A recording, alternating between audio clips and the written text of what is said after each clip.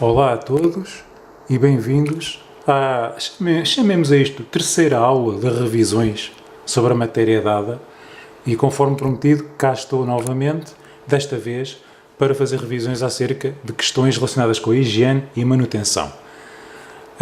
Como disse, isto são apresentações direcionadas sobretudo a pensar em população e idade escolar, mas já agora digo, olá malta nova, se quiserem fazerem o favor de chamar os vossos pais e tios e quem quer que, sendo mais velho, possa ainda não ter muitas noções acerca disto, é um favor que me fazem a mim e também lhes fazem a eles.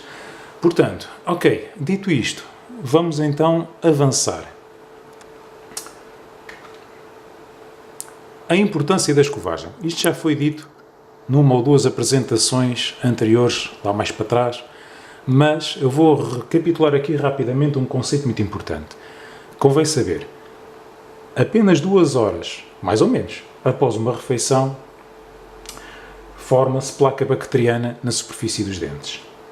Ou seja, quaisquer restos de comer que estejam na boca são colonizados pelas nossas próprias bactérias comensais, que é assim que se chamam, que habitam dentro da boca, e elas podem efetivamente começar a provocar estragos nos dentes.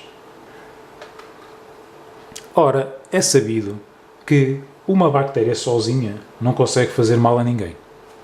Eu comparo isso às formigas. Uma formiga isolada normalmente não constitui grande preocupação. O problema é quando elas começam a aparecer em número elevado.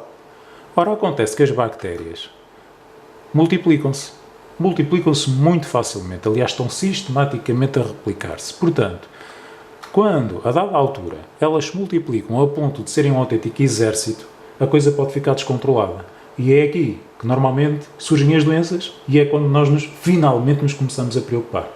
Falando em doenças, como disse na primeira destas 3 apresentações de revisão, a cárie dentária é uma doença. Portanto, as bactérias provocam cárie dentária e a cárie dentária é uma doença.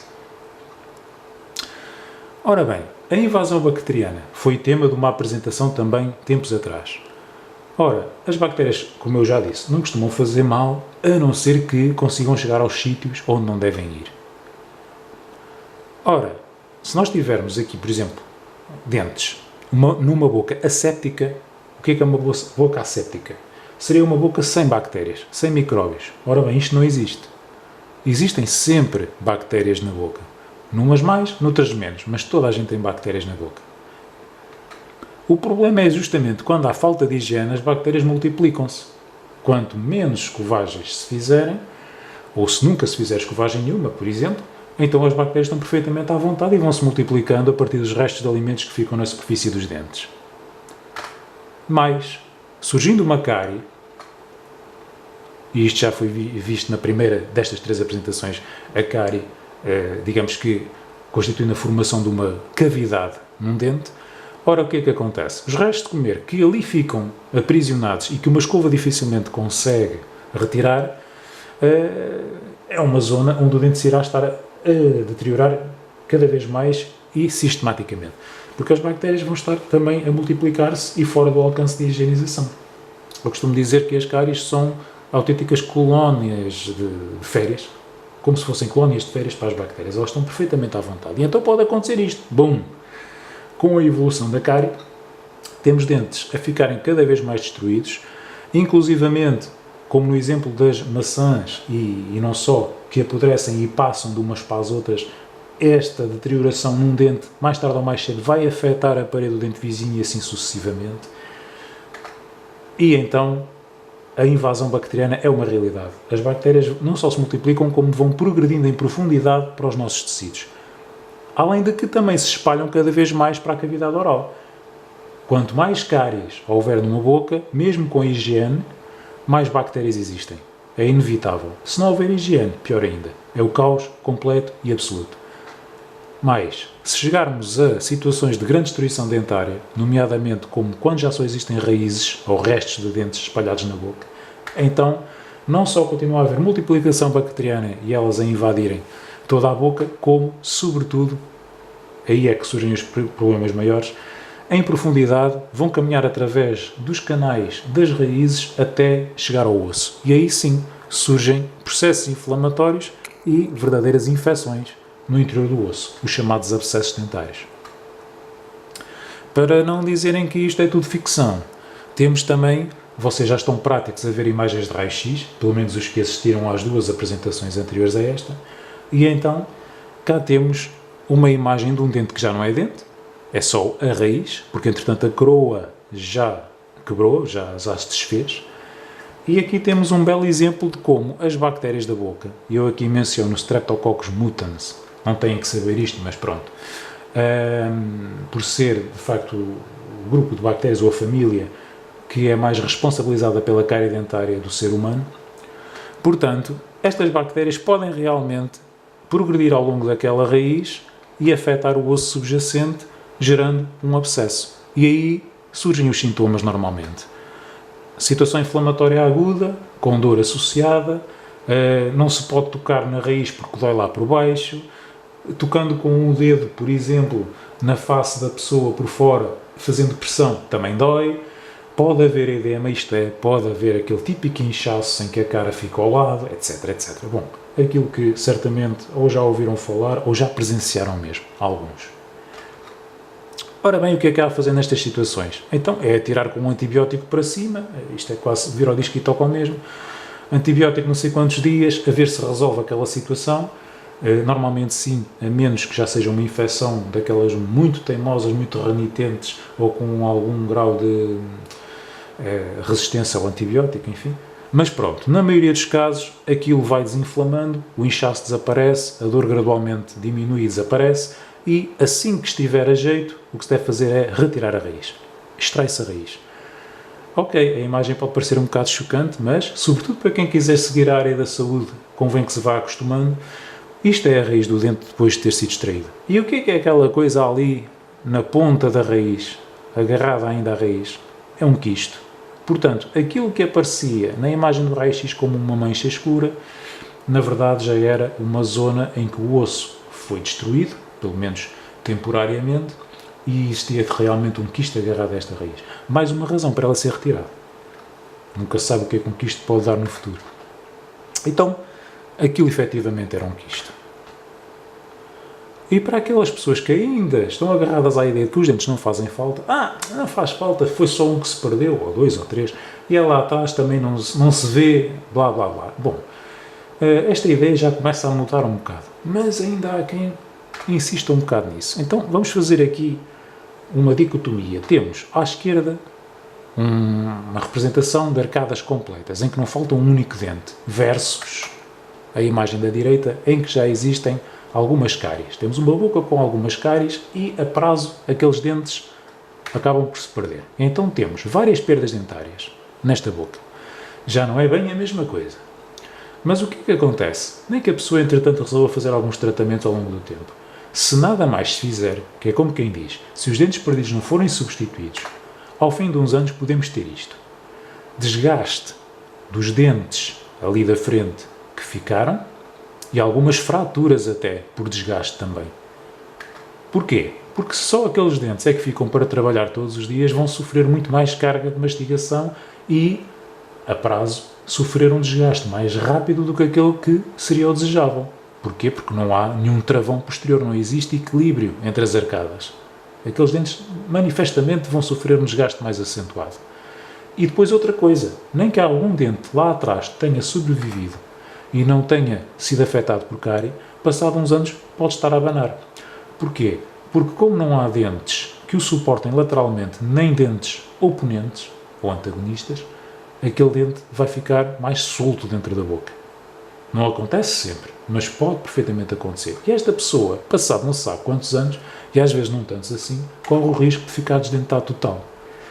Por uma razão ou por outra, acabar por perder os restantes dentes e ficar sem um único dente na boca. E isto é exatamente o que não deve acontecer. Portanto, dizer que os dentes não fazem falta, não é verdade. E tudo necessita de manutenção. Eu faço aqui um comparativo muito básico, mas que eu acho que é válido, entre a manutenção da boca e dos dentes e, por exemplo, as revisões dos automóveis. Tomando o exemplo de um veículo que tenha uma utilização normal em estrada, como alguns dizem, só para as voltinhas, dá perfeitamente para fazer cada revisão, imaginemos, a cada 10.000 km. Sem problema, é o básico. Agora, se for um veículo que está sistematicamente na estrada, sempre a ser solicitado, todos os dias, faz não sei quantos quilómetros em muito pouco tempo, enfim, chama-se isto uma utilização intensiva, a revisão tem que ser feita a menos quilómetros.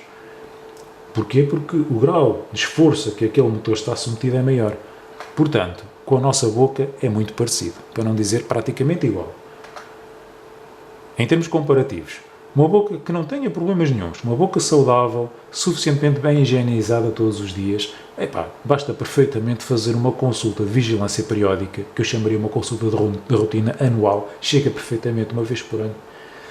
Agora, se houver problemas específicos, se a pessoa tiver que ser vigiada porque sofre das gengivas ou ganha cáries muito facilmente, ou as restaurações volta na volta têm infiltrações, enfim, as bocas não são todas iguais, aí poderá justificar-se fazer consultas de manutenção de 6 em 6 meses, por exemplo.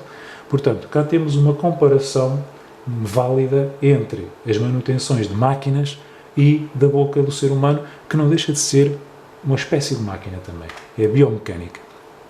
É evidente que há sempre pessoas, e muitas certamente, que dirão que não têm tempo, pura e simplesmente, ou porque têm muito trabalho diariamente, ou porque têm muitas outras preocupações, e então, pura e simplesmente, não fazem consultas de rotina porque consideram que não têm tempo. E o tempo sempre foi o eterno problema. Não sei em quantos minutos é para esta apresentação, por exemplo, neste momento, mas o tempo está a passar. Ok, e consome muito das nossas vidas.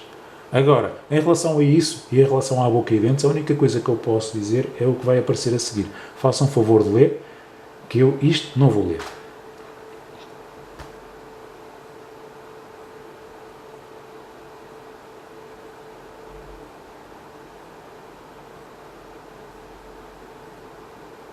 Já leram, já?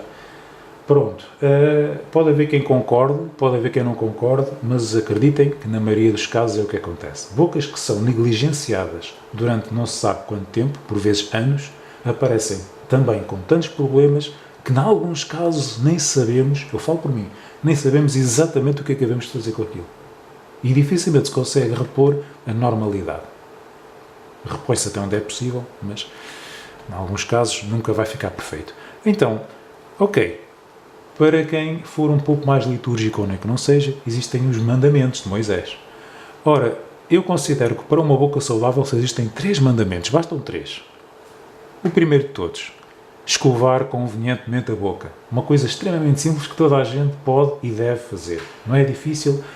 Técnicas de escovagem, também já houve uma apresentação acerca disso.